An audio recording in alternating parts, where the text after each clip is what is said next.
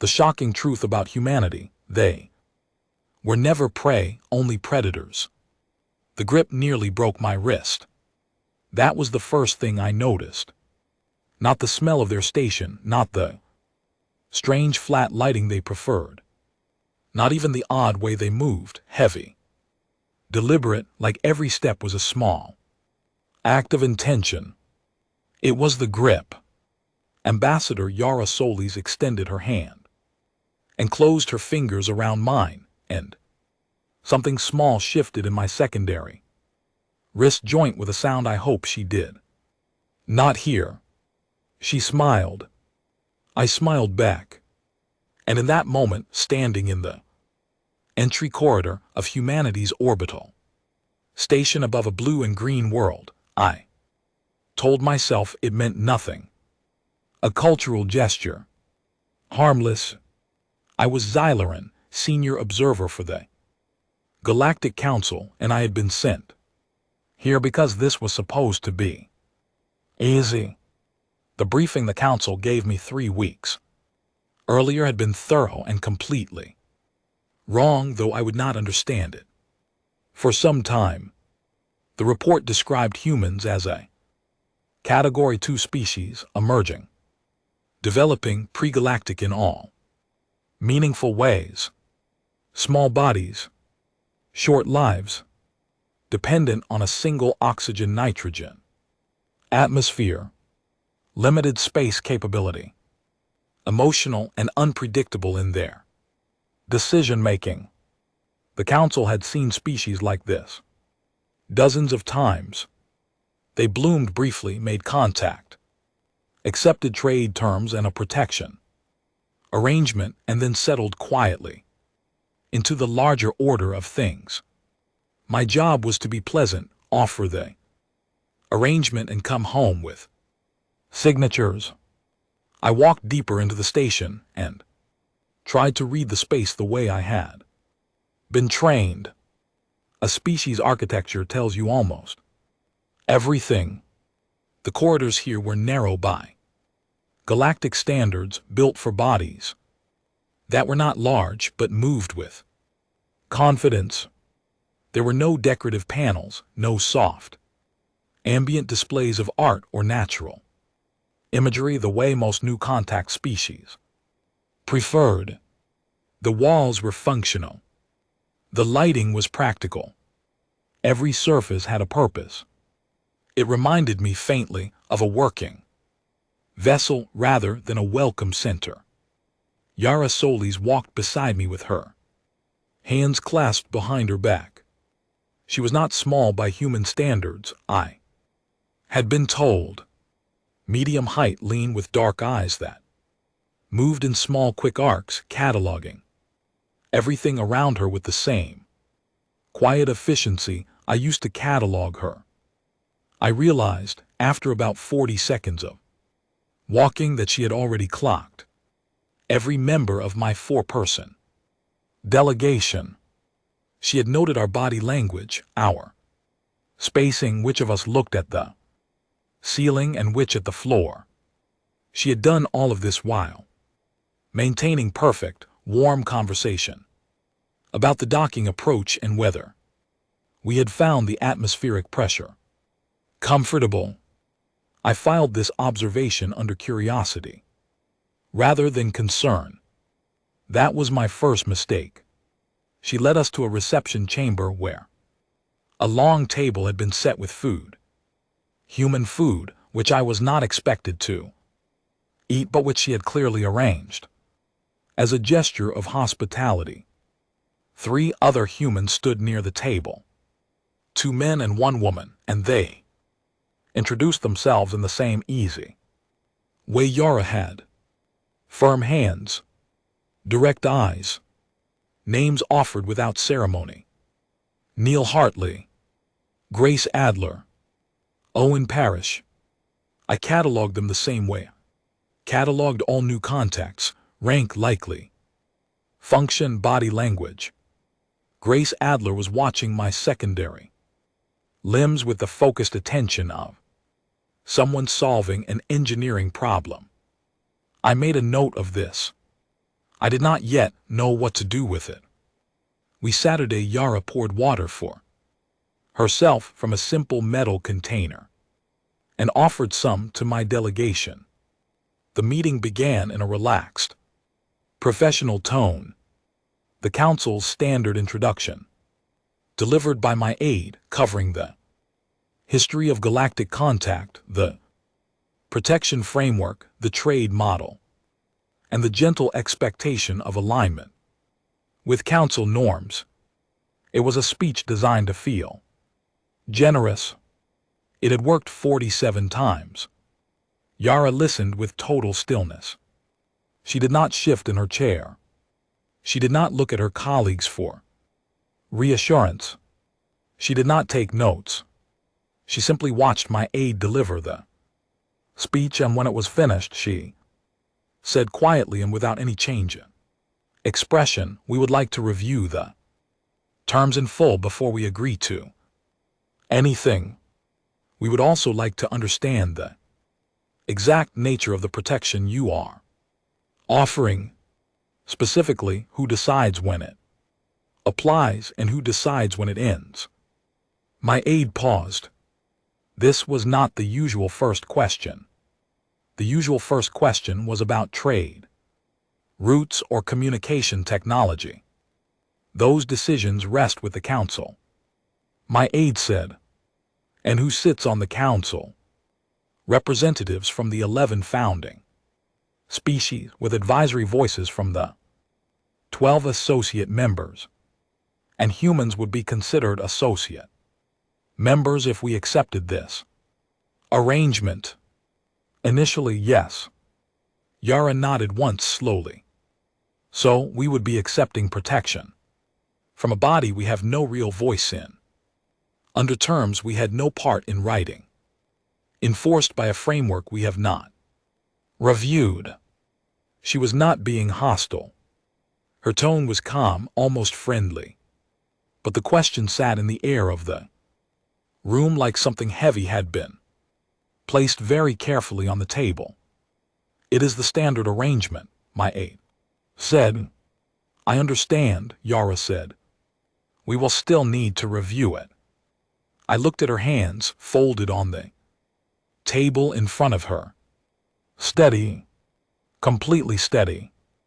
And I thought of the grip in the corridor, and I thought of how far from home I was, and I thought, for just a moment, that maybe the species was going to be a little more interesting than the briefing had suggested.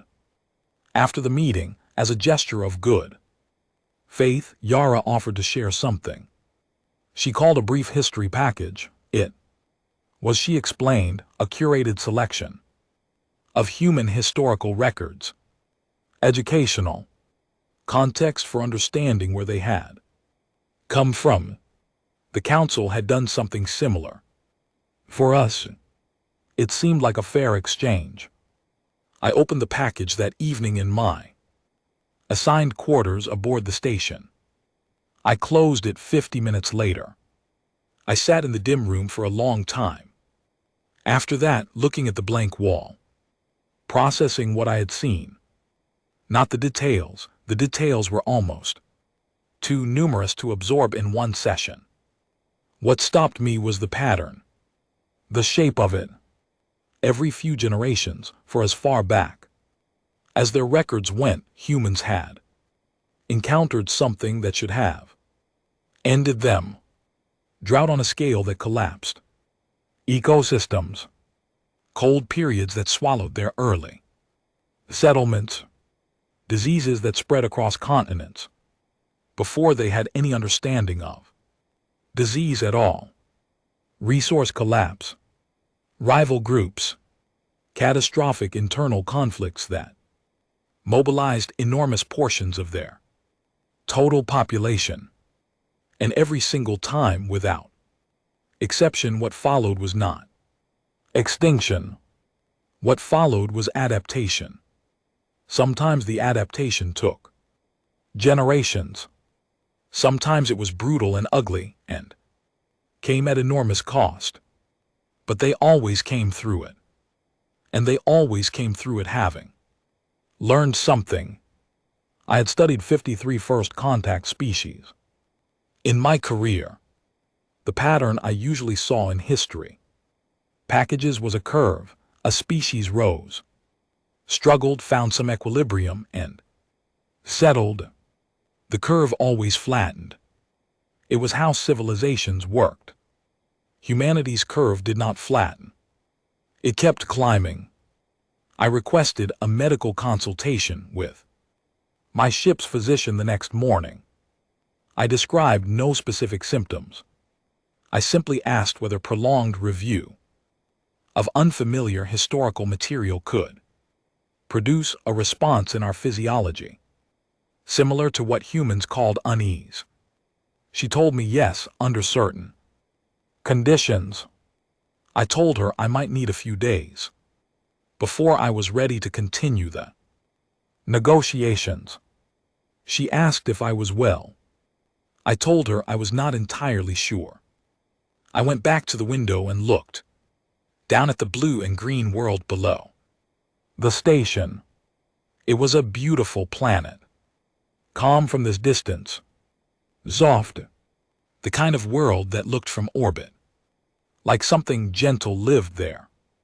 I had spent my entire career learning to read what was below the surface of things. The council trusted me precisely because I was good at that. And standing there looking at that world, something very old and very careful in the part of my mind responsible for threat assessment was sending a signal. It was a quiet signal, just a low, steady note like a frequency at the edge of hearing. Not panic, not certainty, just the feeling that something I had been told about this place was not quite right and that it mattered very much that I figure out what it was before I signed anything on behalf of the council. I thought of Yaroslav at the table. Steady hands, direct eyes. The question she had asked, who decides when the protection ends? I thought she already knows the answer. She asked to see if we would tell her the truth. I stayed at the window for a long time. Below me, the planet turned slowly. Its orbit blue and green and patient. The way only very old things are. Patient. I did not sleep much that night. And I told myself it was the unfamiliar atmosphere pressure. I was learning slowly to recognize the feeling of being wrong about something important. I just did not yet know how wrong I was, or how large the thing was that I had misunderstood. That would come later, and when it came, it would not come gently. The assignment was supposed to last 3 months. I stayed for 14. The council approved my extended integration without much comment. I told them it was due diligence. I told them a species of this complexity required more observation before final terms could be recommended. Both of those things were true.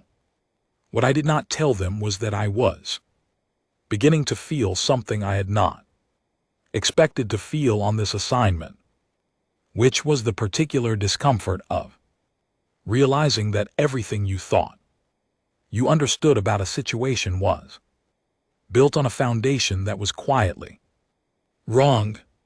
It started with small things, the way it always starts. Yara Solis arranged a tour of what she called representative environments.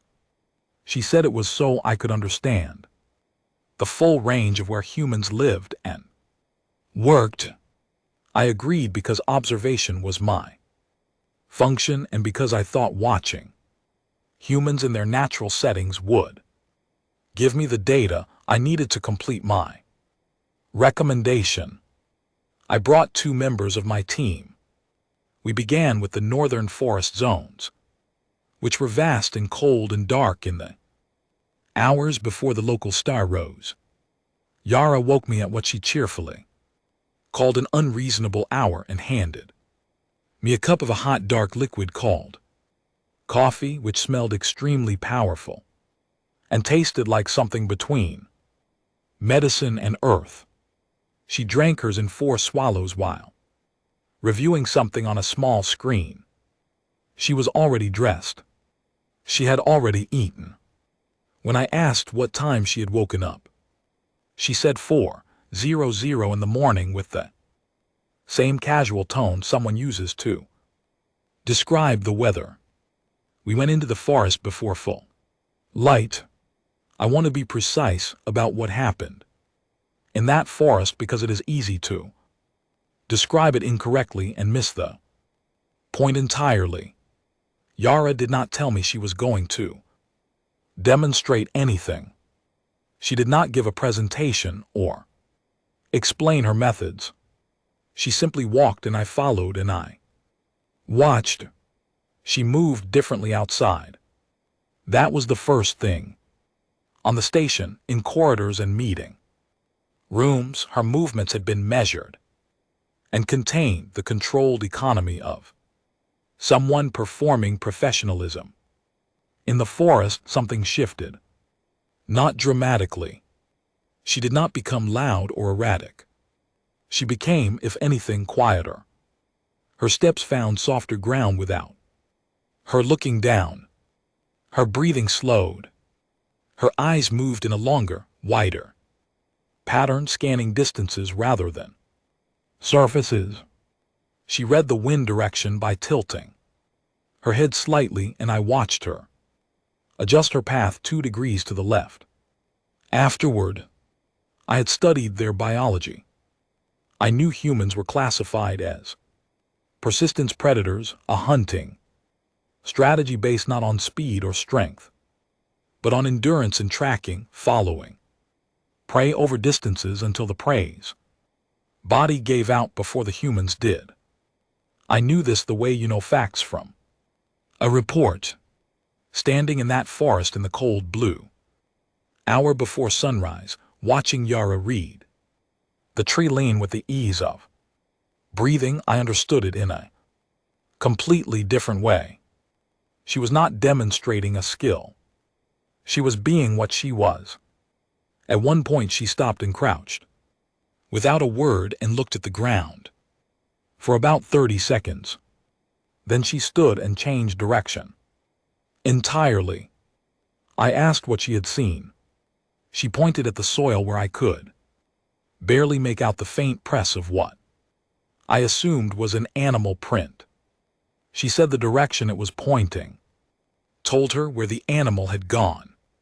She said the depth of it told her roughly how long ago it had passed. She said the pattern of nearby prints told her whether the animal had been moving slowly or quickly. Then she said they went north. We'll follow. Neil Hartley, who had joined us and who I had initially assessed as a logistics coordinator, smiled at me when I turned to look at him. She's been doing this since she was 7, he said. I looked at Yara's back as she moved north without looking back to see if we were following. She knew we were following. Does she hunt? I asked. Neil considered the question. Sometimes, he said, when she wants to think. I wrote in my notes that evening. Humans use predatory behavior as a cognitive tool. This requires further analysis. What I did not write, because I was not yet sure how to categorize it, was the feeling that had settled in me in that forest. It was not fear. It was something quieter and stranger. It was the feeling of standing next to something very capable that was, at this moment, choosing not to demonstrate the full extent of what it could do. The tour continued over the following weeks. Yara took me to a coastal research station where human scientists spent extended periods in deep ocean vessels, diving to depths that would destroy the structural integrity of most standard galactic exploration equipment, doing it in hand-built machines that relied on human engineering and human nerve. I watched a crew briefing before one such dive. The lead diver, a calm woman named Helen Cross, went through the checklist with the methodical ease of someone who had done this so many times that the checklist was formality rather than instruction. I asked Helen afterward if she was concerned about the dive. She looked at me with mild surprise. About which part? She asked. I gestured vaguely to indicate all of it. She thought about this for a moment. I'm careful, she said. That's different from concerned. I spent an evening reviewing galactic records of other species exploration patterns. Almost every species expanded from known comfortable zones outward in gradual increments, pulling back when danger was encountered, mapping edges before committing. It was sensible. It was what a rational species did. Humans sent individuals into the deepest trenches of their ocean for curiosity. They climbed the highest points of their planet because, as one of the historical records quoted, it is there they sailed across the entire surface of their world in small wooden vessels centuries before they had any reliable navigation technology, not because they needed to, but because they wanted to know what was on the other side. Grace Adler, the engineer who had watched my secondary limbs during the first meeting, invited me to visit the facility where humans were developing their next generation of deep space vessels. She walked me through the design bay with the pride and matter-of-fact certainty of someone showing off something that would obviously work. The ships were large, much larger than the Council's threat assessment had suggested was possible for a species at this stage of development. I asked how long the program had been running. Grace said, formally, about 30 years. But if you count the people who were doing the math in their garages before that, probably 60. I looked at the ship frames rising in the assembly space and thought about the word barrages in their personal spaces. Grace clarified. At home, in their spare time. For 60 years. People like building things, she said, simply as though this explained everything. And perhaps it did. I sent a second memo to the Council. I described what I had observed with careful, measured language. I recommended upgrading the threat, or rather the complexity assessment, from Category 2 to pending reclassification. I noted the persistent hunting biology. I noted the deep exploration behavior. I noted the ship development timeline. I noted the quality of Yara's questions. In the first meeting, the Council's response came back in 6 days. It was warm, professional, and completely dismissive. They thanked me for my thoroughness. They noted that many pre-galactic species showed bursts of technological ambition that stabilized after integration. They encouraged me to proceed with finalizing the protective arrangement. I read the message twice. Then I set it aside. That evening Yara found me on the observation deck of the station looking at the stars. She brought 2 cups of coffee and handed me one without asking if I wanted it. I had, over the preceding weeks, developed what she called an acquired taste for it. You sent a memo, she said. It was not a question. I did. And they told you not to worry. I looked at her. How do you know that? She smiled, looking out at the stars. Because it is what people in charge of large systems always tell the person on The ground who is noticing something. Inconvenient, she sipped her coffee. We have a lot of experience with that. Dynamic. I thought about the historical archives. I thought about the number of times, across their entire recorded history, that humans had been told by whoever held authority that things were fine. The situation was under control. There was nothing to concern themselves with. I thought about what they had done every single time someone told them that. Yara, I said, what would humanity do if the Council's protection arrangement turned out not to be in your interests? She was quiet for a moment. The stars burned very steadily outside the window. We'd manage, she said. Her voice was gentle, but there was something underneath it. Not a threat, nothing so blunt as that. Just a certainty. A deep structural certainty, like the certainty in the ground beneath a mountain.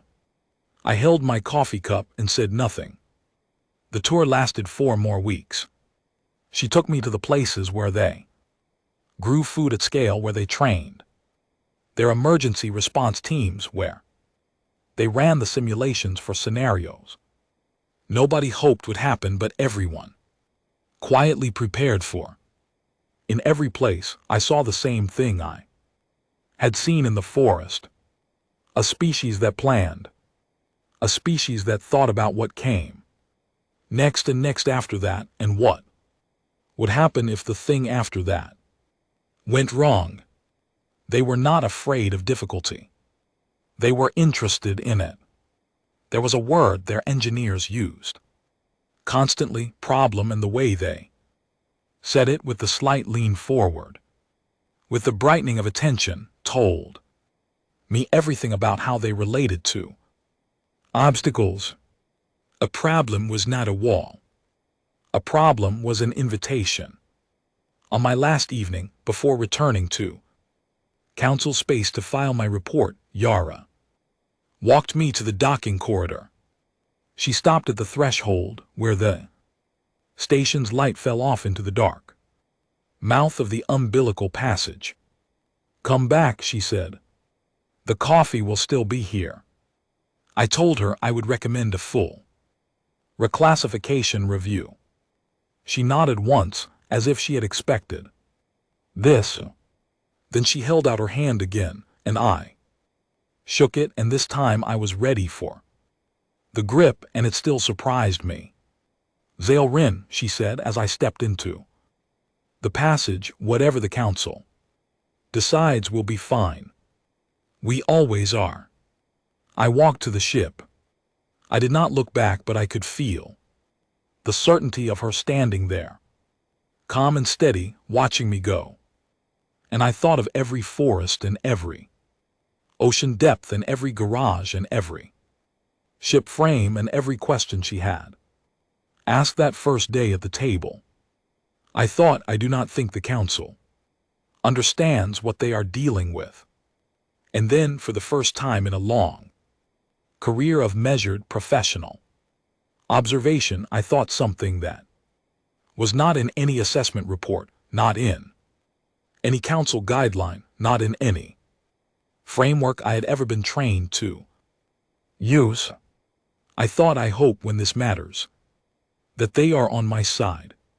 The transmission arrived at Council Station Oriath on a Tuesday morning, which meant nothing to me because I did not track human days, but Yara told me the day afterward, and for some reason, the ordinariness of it stayed with me. Tuesday. A regular day. The kind of day on which, in their history, all the large things seemed to happen.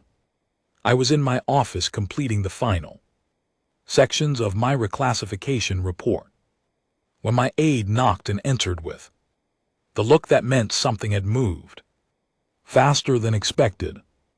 The Kaith Dominion has raided a human settlement, he said. A colony called Calder's Rest, outer edge of the settled boundary. I set down my work. Casualties. Significant property loss. 41 humans taken as captives. I knew the case pattern. Every species watcher in the council knew it. They were a mid-tier dominion that had built their position not through exceptional technology or diplomacy, but through a specific and very old tactic. Find a new species. Strike a soft target on the edge of their claimed space. Take hostages. Deliver a demand. Let the shock of the attack and the fear for the captives do the rest. The target species, overwhelmed and unprepared for this kind of sudden pressure, would agree to almost any terms to get their people back. The Caith would extract a long-term resource arrangement, a territorial concession, and a formal acknowledgement of their superiority. Then they would disappear and leave the broken species to process what had just happened. They had done this 38 times in the past 2 centuries. 38 times it had worked exactly as described. I stood up from my desk. What does the human response look like? My aide hesitated. That is why I came immediately. He handed me the transmission record. I read it standing because somehow sitting felt wrong. Yara had not sent the message herself. It came from a human communications office I had not dealt with before, a department called Strategic Coordination, which had not appeared in any of the briefing materials the council provided. The message was 5 sentences long. The first sentence acknowledged the raid on Calder's rest. The second sentence stated that the 41 captives would be recovered. The third sentence informed the Caith Dominion that a human response fleet had been dispatched not to Calder's rest, not to the raid site, but to Caith Prime, the Dominion's home system. The fourth sentence extended an offer. If the captives were returned unharmed, within 72 hours, the fleet would stand down.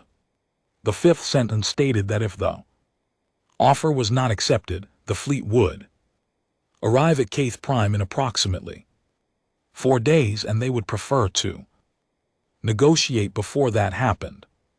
The transmission was signed not by Yara, but by someone called Admiral Paul Graves, commander of the Earth Defense Coordination Force. I had not known that Earth had an admiral. I had not known they had a defense coordination force. I sat down after all. The council chamber erupted, and I mean this with complete accuracy. The representatives of 11 founding species were all speaking at once, which is an extraordinary thing to witness because several of them communicate on frequencies humans cannot hear, and the overlapping noise of it was genuinely difficult to process. The alarm was unanimous. The Caith were an established power. Any direct action against Caith Prime by a pre-integration species was considered an act that could destabilize an entire sector. There were protocols. There were procedures. There was a proper order of escalation that had been designed specifically to prevent exactly this kind of direct confrontation. The council wanted to intervene. They wanted to contact both parties, establish a mediation process, and prevent what they were already calling an incident. I asked for the floor. I got it because I was the Earth specialist, and at this particular moment everyone wanted the Earth specialist to explain what was happening. The humans are not asking for our intervention, I said, and I want to suggest that offering it without being asked may be a significant mistake. Silence, which in an 11-species chamber is equally impossible to describe. The council representative from the Varesh collective, a being of considerable experience and very little patience for what she considered naive analysis, asked me why. I said, because if we intervene now, we teach them that the council's first response to human initiative is to stop them, and I do not think this species responds well to being stopped. The Varesh representative asked what I thought would happen if we did not intervene. I think they will retrieve their people, I said, and I think the Keth will let them. On what basis? She demanded. I thought of the forest. I thought of the ships in the assembly bay. I thought of Helen Cross's face when I asked if she was concerned about the dive and how she had said, careful. That's different from concerned. On the basis, I said carefully, that I have spent 14 months watching this species and I have not once seen them commit to a course of action they were not prepared to complete. The chamber did not go quiet. It got louder. But the council, after considerable debate, agreed to observe rather than intervene. It was the most reluctant agreement I had ever witnessed, and it was made primarily because no one had a good answer to my question, which was, if we try to stop them and they do not stop, what do we do next? Nobody wanted to answer that question. I stayed in the Situation Room for the next 4 days. I did not sleep much. I tracked what information came in through standard monitoring channels and tried to build a picture of what was actually happening in the space between Earth's fleet and Keth Prime. On the second day, a transmission came from the Keth Dominion to the Galactic Council. It was longer than human messages tended to be, and its tone was very different from the clipped certainty of Paul Graves. The Keth were asking in the formal, diplomatic language of a party that would not admit alarm but was clearly alarmed whether the council intended to reign in what they described as the unprovoked aggression of the primitive Earth species. I drafted the council's response myself, with approval from the senior chamber. We are observing the situation. On the third day, a second Keth transmission arrived. Shorter this time. They asked whether the council was aware of the size of the human fleet approaching Keth Prime. I had access to the monitoring data. I was aware. I had not included the fleet size in my briefing to the council because I had needed a moment to process it myself. The human fleet was larger than anything the council's threat assessment had predicted was possible for a species at their stage of development. Not marginally larger, substantially larger. And it was organized with a precision that spoke of planning that had not begun last week or last month or even last year. This had been thought through. This had been prepared. The routes, the formation, the communication blackout they were maintaining, all of it had the quality of something that had been rehearsed. I thought of Grace Adler saying, if you count the people doing the math at home, probably 60 years. On the fourth day, at approximately 14 hours before the fleet's projected arrival at Keth Prime, the Keth Dominion released all 41 human captives via an unmanned transport vessel directed toward the nearest neutral waypoint. The transport was accompanied by message to Earth Strategic Coordination Office that was 6 words long. In translation, we accept your offer. Stand down. Paul Graves' response was 4 words. Fleet is standing down. The humans turned around and went home. I stood in the Situation Room and watched the fleet indicators turn and recede on the monitoring display, and thought that was not the reaction of a species that had improvised.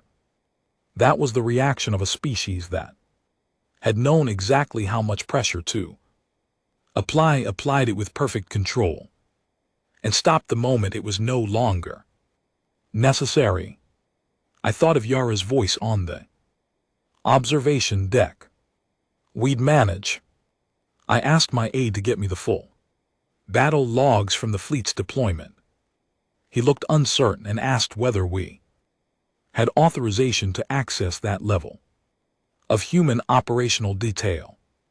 I told him the humans had not classified it. He checked. They had not.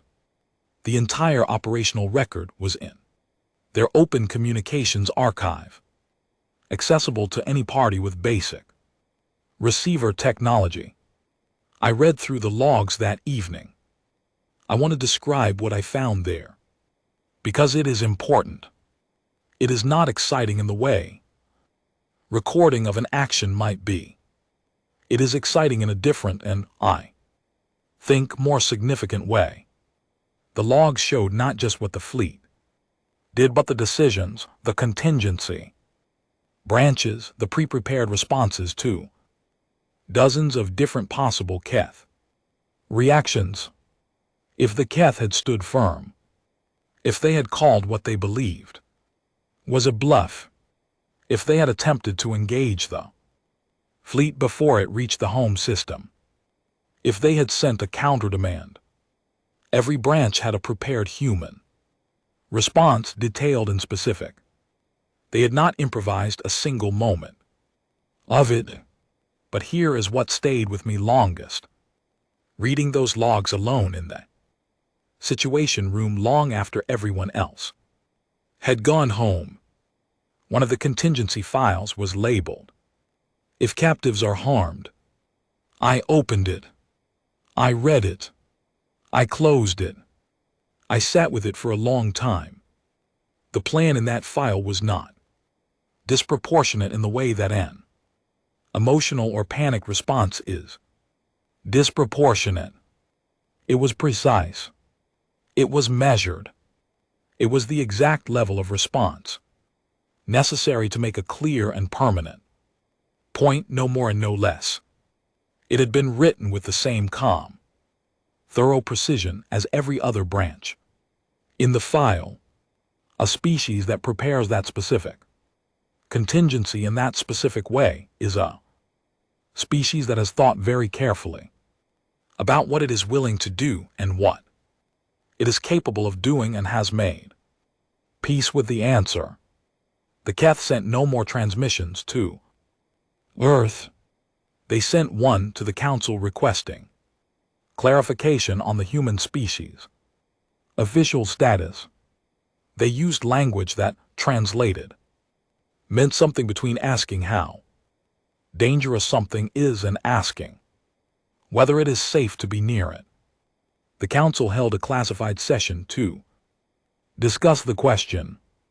I was not invited because I was not a Council member, only a specialist.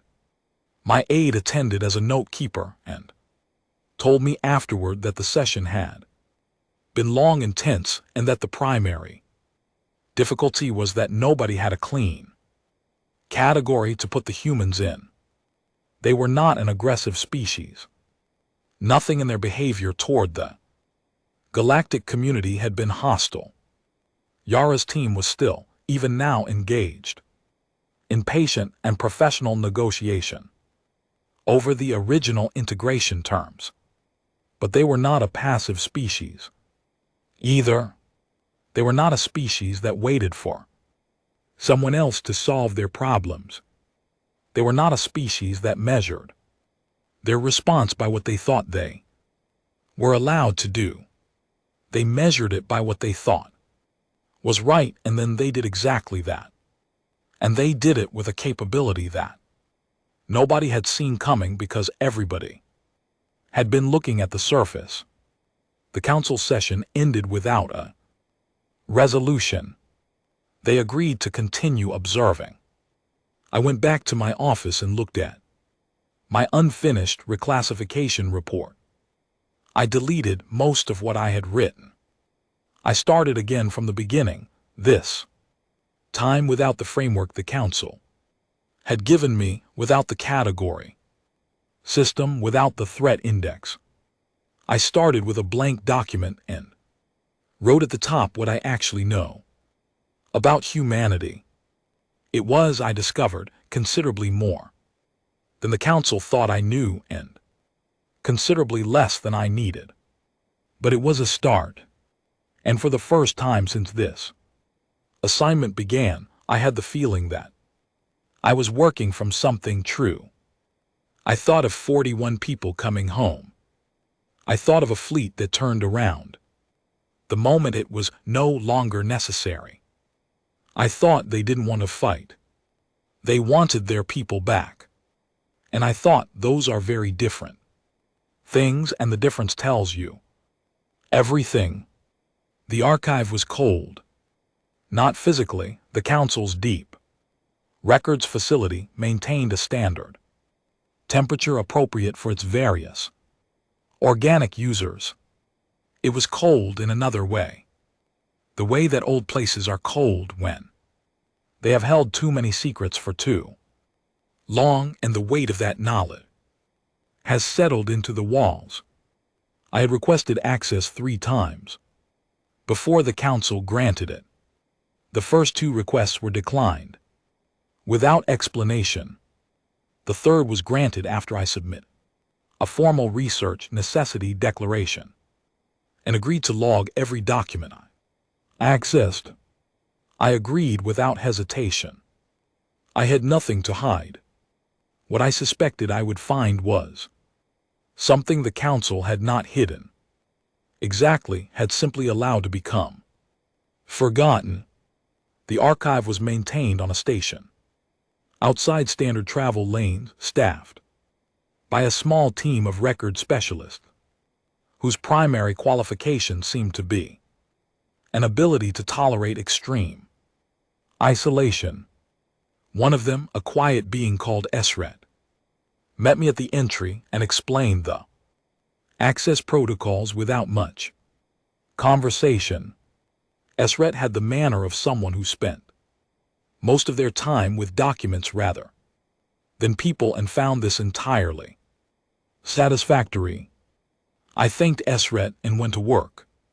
The council's original survey of Earth had been conducted approximately 80,000 years ago by a team affiliated with a survey organization that no longer existed in its original form. The records from the period were stored on physical media, a format so old that the facility had to provide me with a special reader. I sat in a small, dim room and read. The survey was thorough. The team had observed from a careful distance in the tradition of early galactic explorers who understood that observation without intervention was the most honest way to gather information. They had documented the human species at what was clearly an early stage of development, small populations, limited tool use, no permanent structures of significant size, categorized correctly for that period. But the final section of the survey report was flagged. The flag had been placed there by the team's lead analyst, a name I could not pronounce in any of the standard galactic languages, but which transliterated roughly as the one who counts the analyst had written, something that 80,000 years later sat in that small cold room with me like a voice from a very long time ago. The note read, bipedal persistence, predators, endurance-based hunting strategy, confirmed, unique biological feature, does not stop when injured in the way prey species stop, continues, recommend close observation, do not approach as though they are prey. They are not. They have never been. The ecological niche they occupy on Their world is predator and the behavioral framework that goes with that niche is fully present. They are early, not simple. Recommend long-term monitoring status. Advise do not make the mistake of the categories. Do not make the mistake of the categories. I read this line several times. Then I looked at the flag status. The flag had been reviewed by a council records committee approximately 30,000 years ago. The committee had downgraded the flag from active to archived. In the notes for the downgrade, a committee member had written, "Survey team appears to have overstated developmental complexity based on limited observational data, reclassified as Category 2, emerging standard." 30,000 years ago, someone had looked at a warning written by a careful analyst who had spent months watching humanity and said, "No, we think you are overreacting." I closed that file and opened another. It took me 3 days of searching to find what I was looking for because it had been filed in a category labeled Miscellaneous First Contact Historical Records, a category so broad that it functioned effectively as a place where inconvenient things could be stored without being destroyed. The council had, over its long history, maintained a genuine commitment to preserving records even when those records were uncomfortable. I give them credit for that. What I found spread across 6 separate entries from 4 different eras was a pattern. 7 different civilizations, all significantly older than the current Galactic Council, had visited Earth at various points across human prehistory. None of them had made formal contact. Each survey had ended at the observation stage, and each record written in entirely different languages from entirely different species with entirely different cultural frameworks had arrived at a variation of the same conclusion.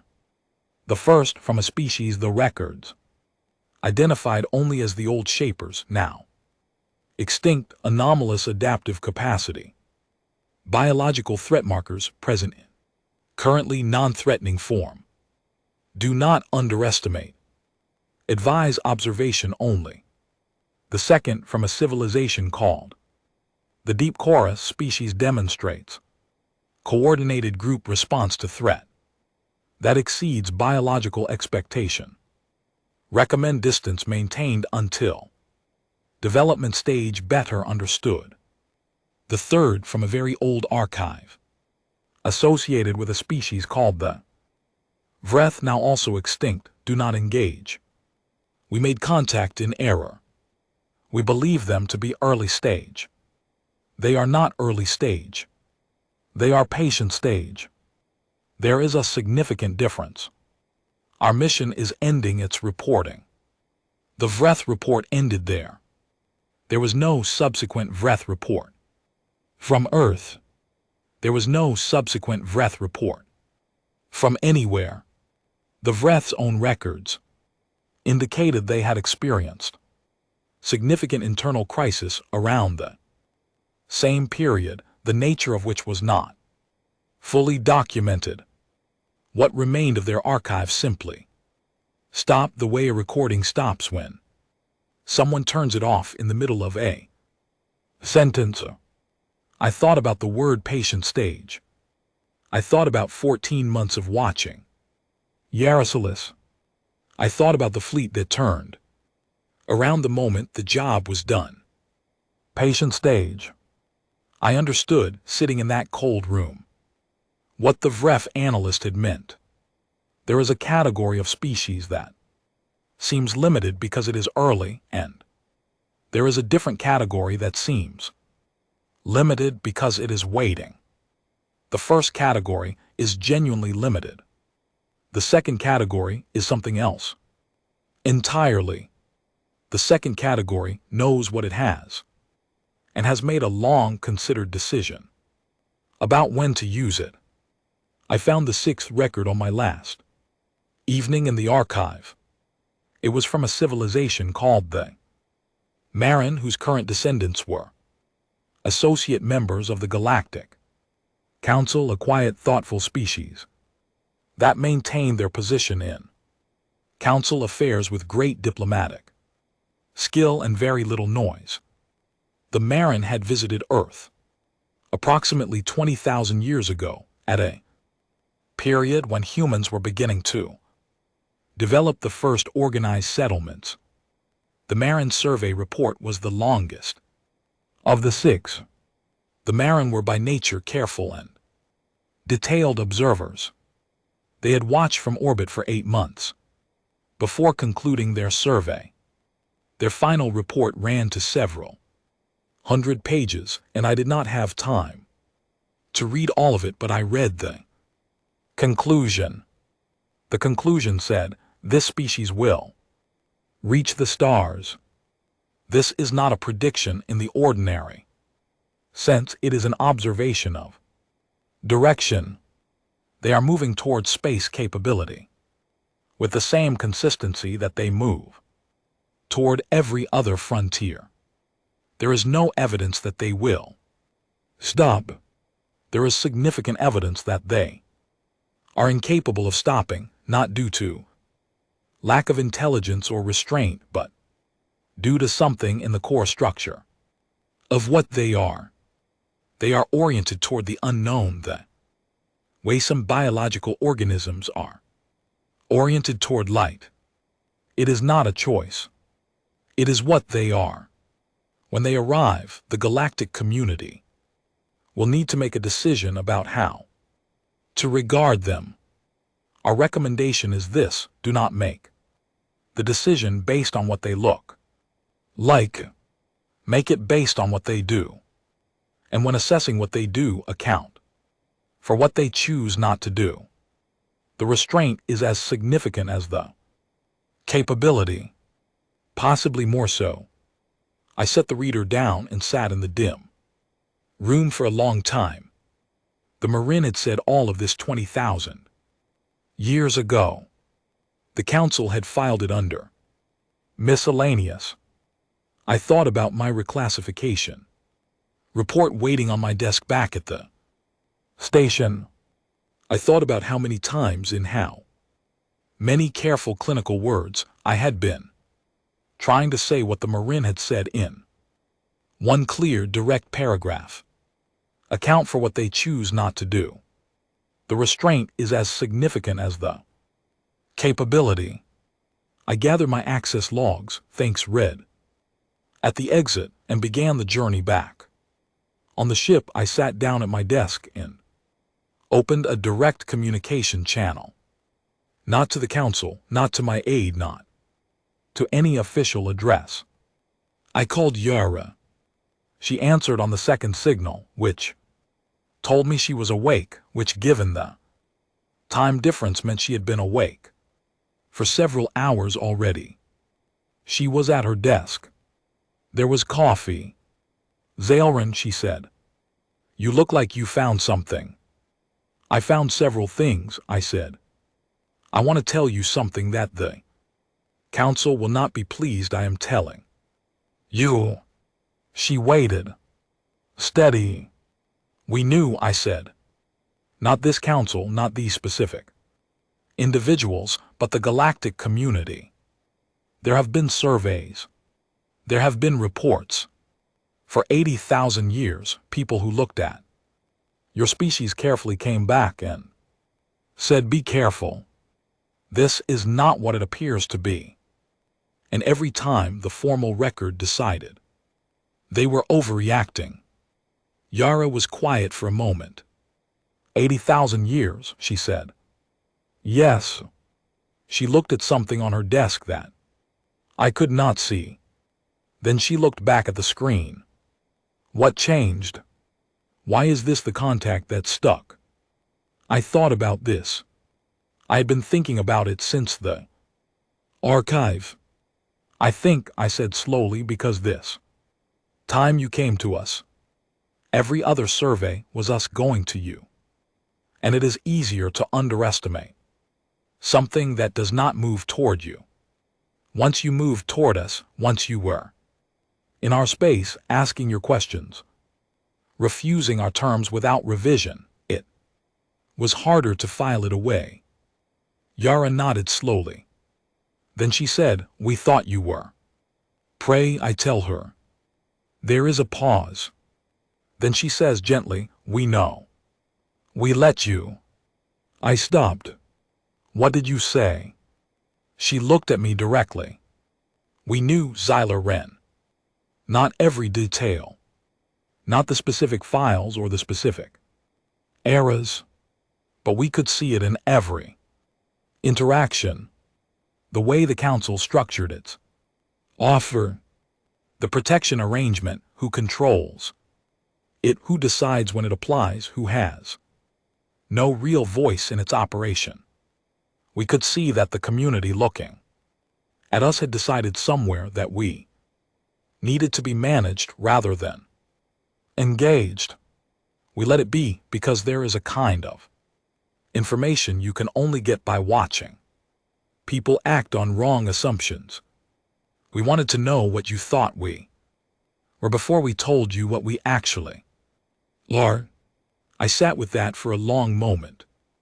And now, I asked. Now you know, she said. And now we can actually talk. I thought about everything in those archives. I thought about the Vreth. I thought about the old analyst who had written, do not make the mistake of the categories 8,000 centuries ago. Are you angry, I asked, that it took this long? That so many people looked and looked away? She picked up her coffee. We're used to being underestimated. She said, it is honestly more useful than the alternative. She paused. The question now is what you do with what you know. What does your report say? My report, I said, is going to say something the council has never read before in a formal specialist recommendation. She waited. It is going to say that humanity does not fit any existing category. It is going to say that the proper framework for engaging with humanity is not the protection model or the trade model or the integration model. It is going to say that the only appropriate framework is one that starts from the acknowledgement that we are dealing with an equal, possibly in certain respects with something that is more than that. Yara was quiet for a moment. Then she said, they will not like that. I know. Are you going to write it anyway? Yes, I said. She smiled. It was the same smile from the first corridor, the patient one I had not understood then. I understood it now. Good, she said. We will be interested to read it. I closed the channel and looked at the blank document on my screen. I began to type. And this time I did not stop. I stood before the full council chamber and delivered my report without notes. I had rehearsed it, but not because I needed help remembering. I rehearsed it because I wanted to be certain that every word was the right word, that nothing in my language or pacing could be dismissed as imprecision or emotion. I had spent 4 weeks writing the report and 3 more reviewing it. I had asked my aide to read it and tell me where weaknesses were. He had come back with very few corrections, which told me either that it was very good or that he was afraid to push back, and I chose to believe the former because I needed to. The chamber held all 11 founding species and the 12 associate representatives. There were also, by special arrangement, 3 human observers in the upper gallery, Yarosilis, Grace Adler, and a Man I had not met before named Oliver. Marsh, who had the still observant quality of someone who spent his professional life assessing situations rather than reacting to them. I learned later he was a senior analyst with Earth Strategic Coordination Office. I had not told the council the humans would be present. They discovered it when they entered the chamber. Several representatives were visibly displeased. I had documented this reaction in my notes because it told me something useful about the council's default position that I wanted on record. I began by telling the chamber that I was going to recommend something they had never been asked to vote on before. I had their attention. I told them that in my 14 months of direct observation, my 4 days in the Situation Room during the Keth incident, and my full review of the historical archive records, I had arrived at a conclusion that I was confident was correct and that they were not going to find comfortable. Humanity was not a Category 2 species. Humanity was not a Category 1 species. Humanity was not, in fact, a Category anything species. The category system, I said, had been designed by the founding members of the Council to organize species based on their assessed capability and threat level, and it had served that purpose well for most of its history. It had failed in the case of humanity, not because the system was poorly designed, but because it was designed with a specific assumption built into it that a species was either developing or developed, either limited or capable, and that the position on that scale could be read from surface indicators: technology level, population spread, resource consumption, military capability as observed. The assumption was wrong. I then walked them through what I had found, not in summaries, not in careful diplomatic softening, but in full detail. The 80,000-year survey flag that had been downgraded by a committee that had not done the observation themselves. The 6 records from other civilizations, each one a version of the same warning, each one filed and forgotten. The Marin report that said exactly what needed to be said 20,000 years ago and had been labeled miscellaneous. Of wrath. I let the chamber sit with the wrath entry for longer than was strictly necessary because I thought they should. Then I described what I had personally observed. I was precise. I used specific dates, specific incident, specific words from specific conversations. The forest and how Yara moved in it. The fleet that turned around the moment the captives were free. The contingency file I had read. Helen Cross's face when she said careful is different from concerned. Grace Adler's 60 years doing math in their garages. The questions Yara had asked in the first meeting and what those questions revealed about the quality of thinking underneath them. And then I told them what Yara had said to me on the communication channel 4 weeks ago with her coffee and her steady voice. We knew. We let you. The chamber was very quiet when I finished that section. I let the quiet sit. Then I said, humanity is not prey. They have never been prey. They are what their own planet shaped them to be over millions of years. Persistence, predator of extraordinary capability, which means they do not overpower obstacles, they outlast them, which means they do not stop when injured or discouraged or vastly outnumbered. They adapt and continue. They survived everything their own planet put in front of them before they ever looked at the sky. They survived everything they put in front of each other, which was, I want to note for the record, considerably worse than anything we have presented to them. They reached us not in spite of all of that, but because of all of it. But here is what the categories missed, I said. Here is what every survey that came back with a warning was trying to say. The capability is not the significant thing. The significant thing is what they have chosen to do with the capability. I watched this species for over a year.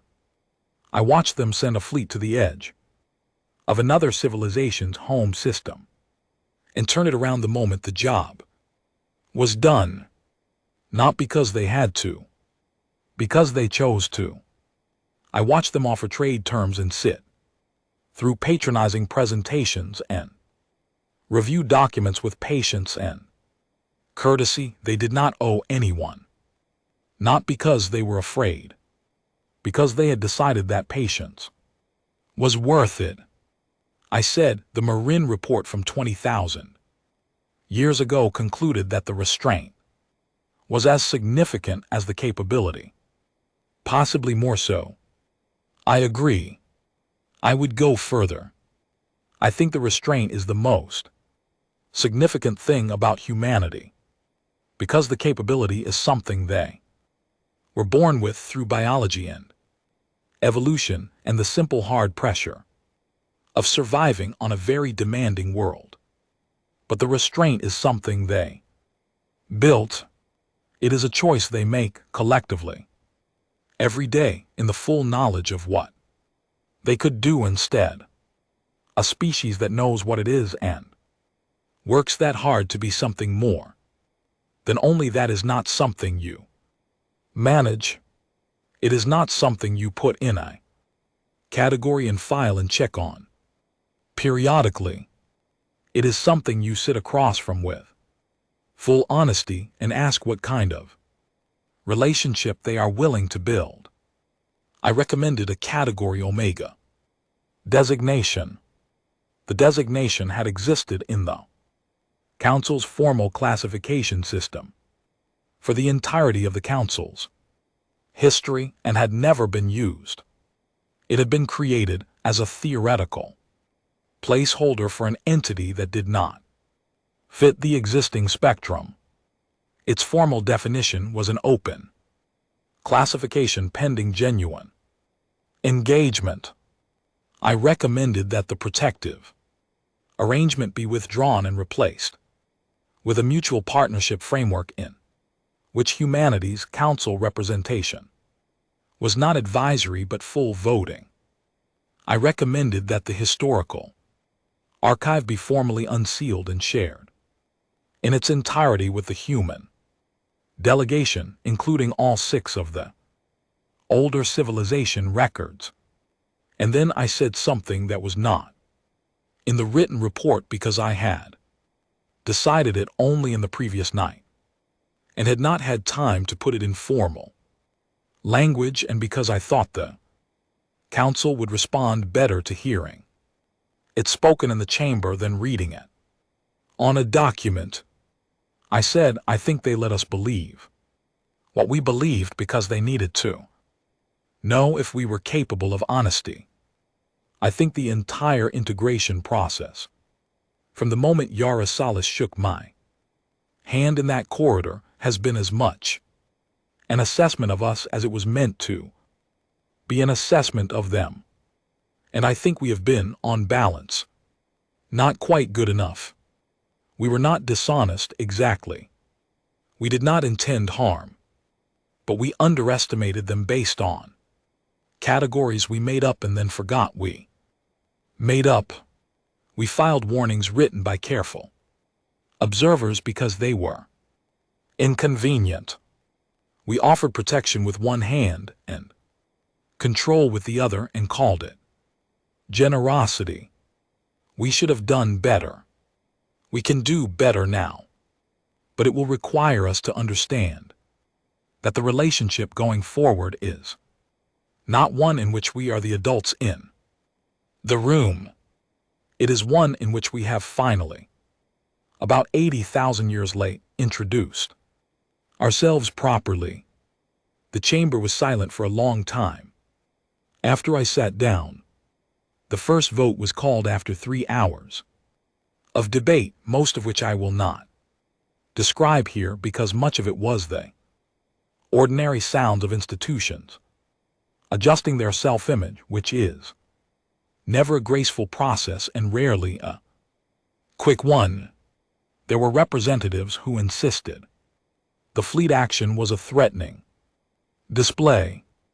There were representatives who worried about what full partnership status would mean for existing council power structures. There were long discussions about precedent and about what other species would expect if they saw humanity receive terms that had never been offered to anyone else. I answered every question with the same patience I had been learning slowly over 14 months of watching a species that had it in ways I would never fully match. The final vote was 7-4 in favor of Category Omega status and preliminary partnership framework negotiation. It was not unanimous. It was not what I would have written if I had been writing the vote. But it was real, and it was a start, and starts are what matter. I looked up at the gallery when the count was announced. Oliver Marsh had not moved during the entire session. Yara's expression had not changed. Through 3 hours of debate, Grace Adler was writing something in a small book she carried, not a screen, an actual book with pages, and she kept writing for a moment after the vote, before she looked up. When Yara caught my eye, she did not smile. She simply nodded once, the same nod she had given me in the first meeting when I had told her the arrangement would require review. A nod that said, yes, this is how it goes. We will continue. The session ended. The chamber emptied. I sat for a while in my chair as the light in the room shifted toward the dimmer setting that followed formal sessions, the council's version of drawing breath. After some time, I heard footsteps. Yara Solis came down from the gallery and walked along the aisle between the council seats and sat in the chair next to mine, which was not a human chair and did not fit her comfortably and did not seem to bother her at all. 7-4, she said. Yes, that's better than I expected, she said. I looked at her. What did you expect? 5-6, honestly. The Varesh representative's body language shifted about 90 minutes in. I wasn't sure which way she was going to go until she voted. I thought about the fact that Yora had been reading the body language of 11 different alien species from an upper gallery for 3 hours. We are going to need to share the archive records with you, I said. All of them, including the Vreth. She nodded. We'd like that. It is not a comfortable read. We've had worse, she said easily. Then after a pause, I want to say something to you, Xyler Rin, that I want you to take as something genuine rather than diplomatic. I waited. You didn't have to do it the way you did it, she said. You could have written a report that was careful and measured and protected your position with the council and still moved things in the right direction. Slowly. You didn't do that. You stood up in that room and told an 11 species body that they had been wrong for 80,000 years and that it was time to do better, and you did it in front of us, which was a risk, and in front of them, which was a bigger one. She paused. That took something. I thought about the archive. I thought about the analyst who had written do not make the mistake of the categories and had their work filed under miscellaneous for 30,000 years. Someone should have said it a long time ago, I said. Yes, Yara said. But they didn't. You did. That's what counts. We sat in the quiet chamber for a while, without speaking. The council building had a hum to it. When it was empty, ventilation, power, flow, the ordinary sounds of a very old institution doing its endless maintenance of itself. I had sat in this chamber dozens of times in my career and never once noticed that hum. I noticed it now because the room was genuinely quiet and I was genuinely still, which was not a state I had been in very much recently. What comes next? I asked. Negotiation, Yara said. Real negotiation. The kind where both parties have to give things up and neither party gets everything they wanted. It will take a long time and it will be frustrating. There will be points where it almost falls apart. She paused. That's fine. We're patient. I thought about 60 years of people doing math in their barrages. I thought about the analyst writing 8,000 centuries ago in the cold records of a survey that nobody would read for a very long time. I thought about the endurance hunters in the forest following the print in the soil because they had decided to and because they had decided was enough. Yara, I said, when you shook my hand in that corridor on the first day, what were you thinking? She considered this. I was thinking that you seemed like someone who was actually paying attention, she said, and that was going to matter. She stood up. She stretched in the particular way humans stretched after sitting too long, with a slight sound of effort that she did not seem embarrassed by. Then she held out her hand. I shook it. The grip was exactly as strong as the first time. Come to Earth, she said. Stay for a while. There's a lot we haven't shown you yet. I told her I had already requested transfer to the permanent Earth liaison post. She looked pleased. Good, she said. Grace will want to show you the new ships. Helen Cross is taking a vessel to the outer trench system in 3 months. She'll invite you if you ask.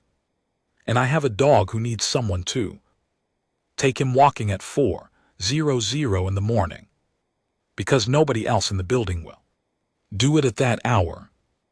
I thought of the archive room and the cold records and the long wait of everything that had been misunderstood for so long.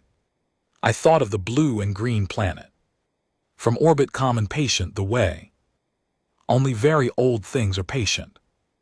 I'll take the walks, I said. She nodded, satisfied, and walked out of the council chamber. I sat alone for a few minutes more. Outside the tall windows, the stations running lights cast long patterns across the docking ring, and beyond that the stars were the same stars they had always been, indifferent to category systems and reclassifications and long overdue conversations.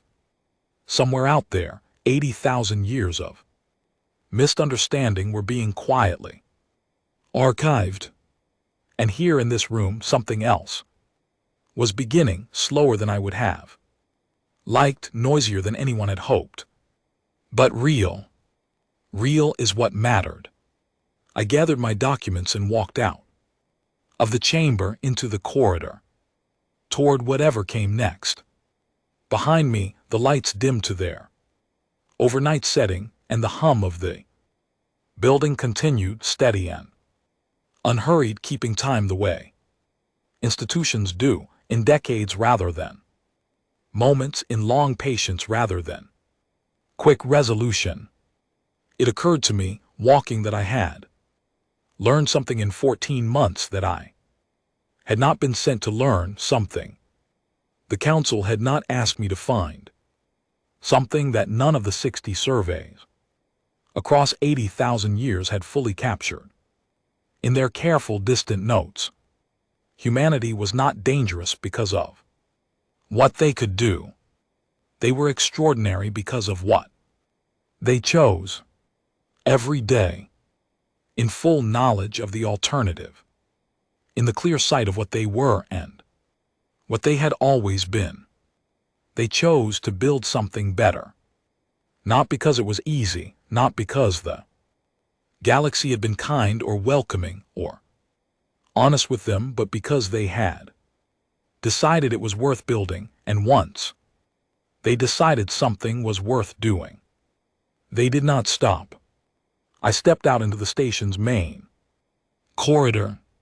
Somewhere ahead of me was a ship, and beyond that a blue and green planet, and somewhere on that planet at 4:00 in the morning a dog was waiting for someone to take it walking.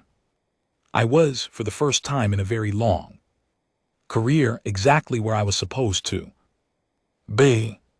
And I was, for the first time in a very long life, not entirely sure what was going to happen next. I could not wait to find out.